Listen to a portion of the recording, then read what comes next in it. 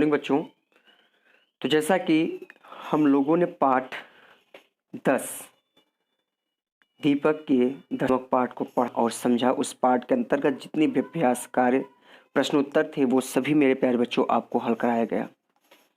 आज एक हम नए पाठ की शुरुआत करने जा रहे हैं और उस पाठ का नाम है पाठ 11 स्विमी।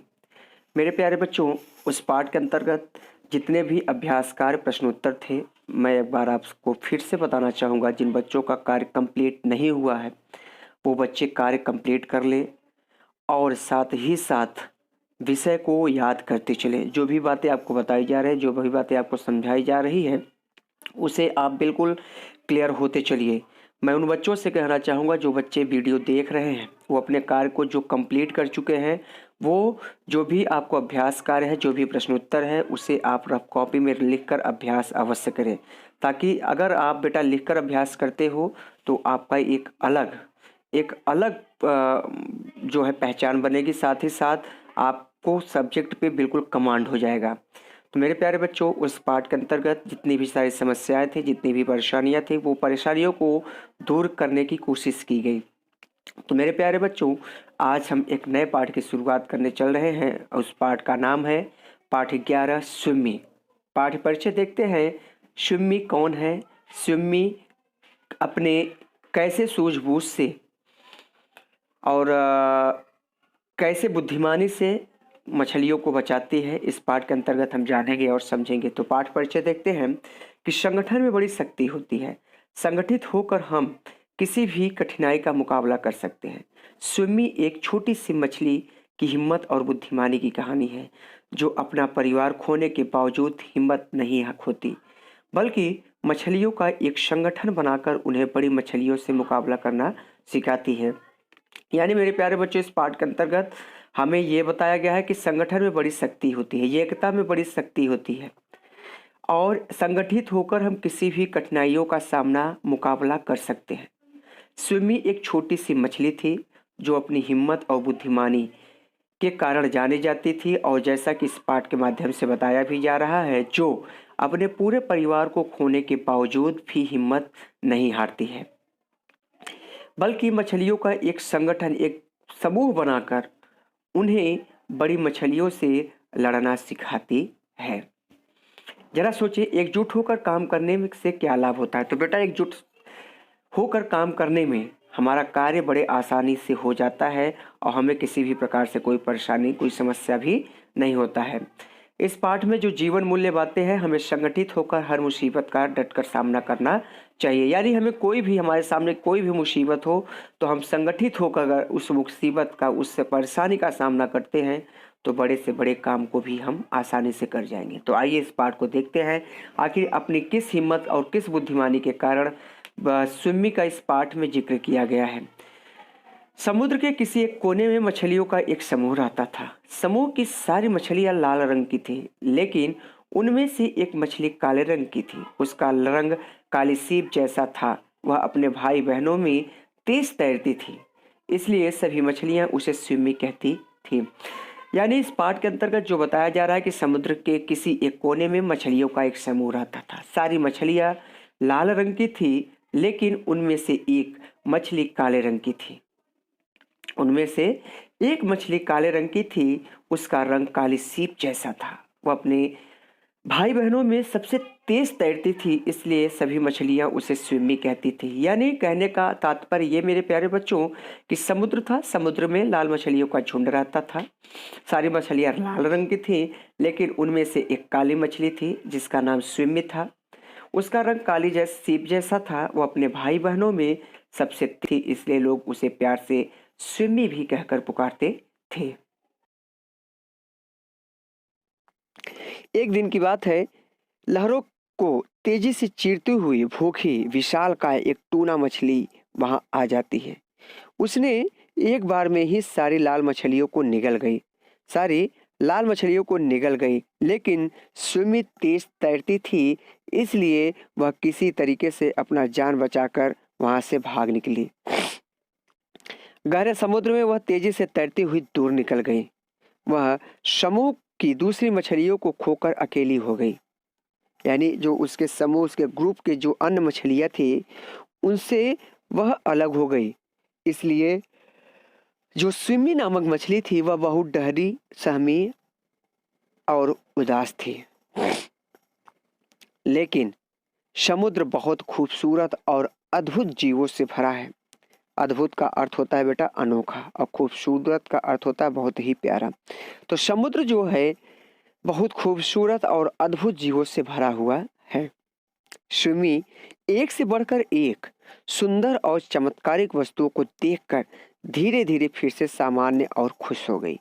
यानी समुद्र के अंदर जब स्विमी ने एक से बढ़कर एक सुंदर और चमत्कारिक वस्तुओं को देखती है तो वह अपना पिछला कल भूल जाती है और उसका जीवन अब धीरे धीरे सामान्य होने लगता है और वह खुश नजर आने लगती है।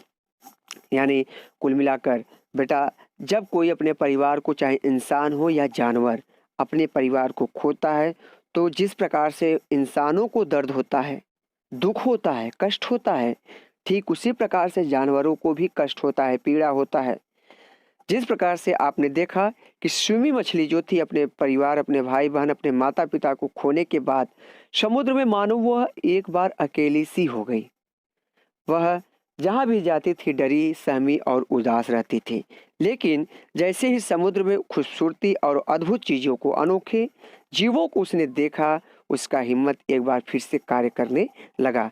स्विमी जो है उस समुद्र में एक से बढ़कर एक सुंदर और चमत्कारिक वस्तुओं को जब वो देखती है तो उसका जो पिछला कल था, दुख भरा जीवन था, वो फिर से सामान्य हो गया और वह पुनः एक बार फिर से खुश रहने लगी। एक दिन उसने अचानक इंद्रधनुषी रंग की एक मेडुसा मछली को देखा। इसके अलावा उसने और भी बहुत सी रंग बिरंगी चीजें देखी। समुद्री शैवालों का जंगल देखा जो चीनी जैसे सुंदर सफेद पत्थरों पर उग रहे थे। बहुत लंबी पूंछ वाली ईल मछली देखी और सुंदर सुंदर समुद्री फूल भी देखे। समुद्र की सुंदरता से आश्चर्यचकित स्विमी आगे बढ़ती जा रही थी। एक दिन की बात है, स्विमी अचानक एक इंद्रधनुषी रंग की, इंद्रधनुष बेटा कितने रंग का होता है? 7 रंग का होता है। वैनी आ पिनाला। तो उसने जो इंद्रधनुषी रंग की एक मेडुसा मछली को देखी, इसके अलावा उसने और भी बहुत सी रंग बिरंगी मछलियों और चीजों को देखा। यह सब देखकर स्विमी जो है बहुत खुश थी। समुद्री शैवालों को का जंगल देखा, समुद्री शैवालों का उसने जंगल देखा जो चीनी जैसे सुंदर सफेद पत्थरों पर उग रहे थे। जो चीनी बिल्कुल सफेद होती है, आप सभी लोग जानते हैं। तो समुद्री शैवालों का जो उसने जंगल देखा जो चीनी जैसे सुंदर सफेद पत्थरों पर उग रहे थे। बहुत लंबी पूंछ वाली उसने ईल मछली को भी देखी और सुंदर सुंदर समुद्री फूल भी उसने देखे। समुद्र की सुंदरता से आश्चर्यचकित स्विमी आगे बढ़ती जा रही थी। यानी जब वो अद्भुत नज़ारों को, समुद्र की सुंदरता को जब देख रही थी तो उसका हृदय मचलने लगा और वह और अधिक अधिक चीज़ों को देखने के लिए, और आश्चर्यजनक जो उसने चीज़ों को देखा, फूल देखा, समुद्री शैवाल देखा, रंग बिरंगी मछलियों को देखा, जैसे ईल मछली, मेडुसा मछली आदि सभी को वह देखती है तो आश्चर्यचकित हो जाती है और उसकी भूख, जो देखने की तीव्र इच्छा थी, वह और बढ़ती जा रही थी। तभी अचानक पत्थरों और शैवालों के पीछे अंधेरे में उसने छोटी लाल मछलियों का एक और समूह देखा, बिल्कुल उसके अपने समूह जैसा। स्विमी खुश हो गई और समूह में मिलकर बोली, आओ हम सब तैरे, खेले और समुद्र की सुंदर सुंदर चीजें देखें।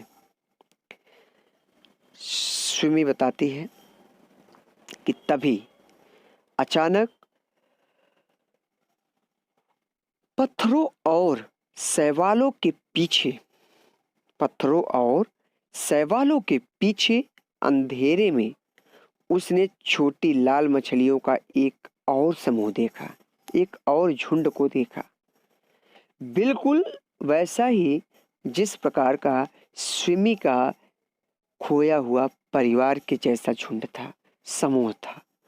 उसने जब उन समुद्री शैवालों और पत्थरों के बीच में एक लाल मछलियों का झुंड देखा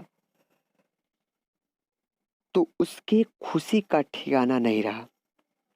वह अत्यंत खुश हो जाती है और समूह में मिलकर बोली, यानी उस समूह में मिलकर बोली, आओ हम सब तैरें, खेलें और समुद्र की सुंदर सुंदर चीजों को देखें। उन मछलियों से स्विमी मछली कहती है, जब वह अपने समूह जैसा, अपने परिवार जैसा वह झुंड पाती है तो वह अत्यंत खुश हो जाती है और खुश होने के पश्चात उन झुंडों में मिलकर बोलती है उन सभी से,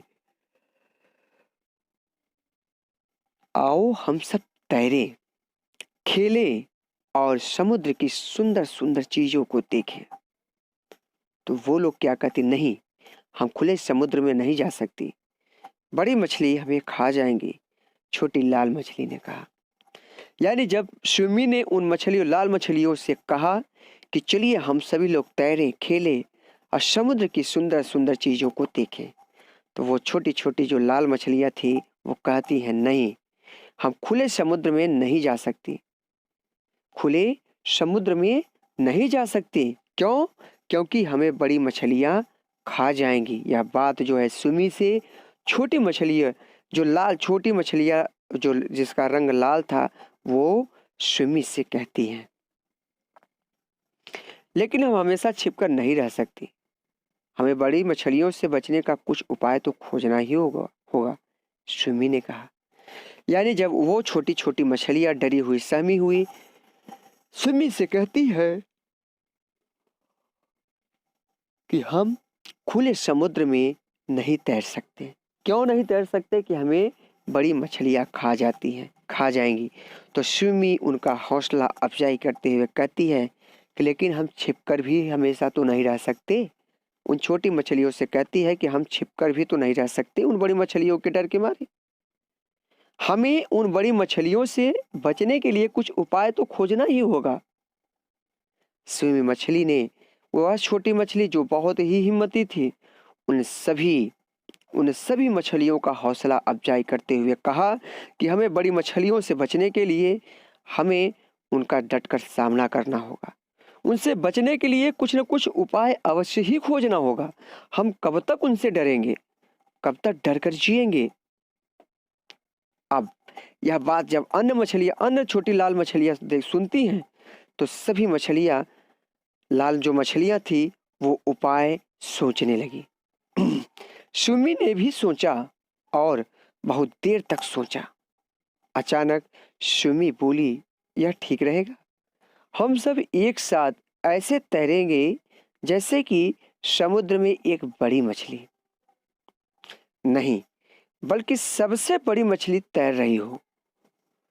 अगर हम एक साथ ऐसे तैरेंगे तो बड़ी मछली को लगेगा कि उससे भी बड़ी कोई मछली आ रही है और वह डरकर भाग जाएगी। सभी मछलियों को स्विमी का यह विचार बहुत पसंद आया। यानी जब स्विमी ने उन सभी मछलियों का हौसला अफजाई करते हुए हौसला बढ़ाया तो सभी लाल मछलियां जो थी उपाय सोचने लगी। स्विमी ने भी सोचा और बहुत देर तक सोचा। अचानक स्विमी को यह एक उपाय सूझा और उसने कहा, क्या यह ठीक रहेगा कि हम सब समुद्र में एक साथ तैरेंगे जैसे कि समुद्र में बड़ी मछलियां तैरती हैं? नहीं, हमें ऐसे नहीं तैरना है, बल्कि सबसे बड़ी मछली बनकर तैरना है, सबसे बड़ी मछली बनकर तैरना है।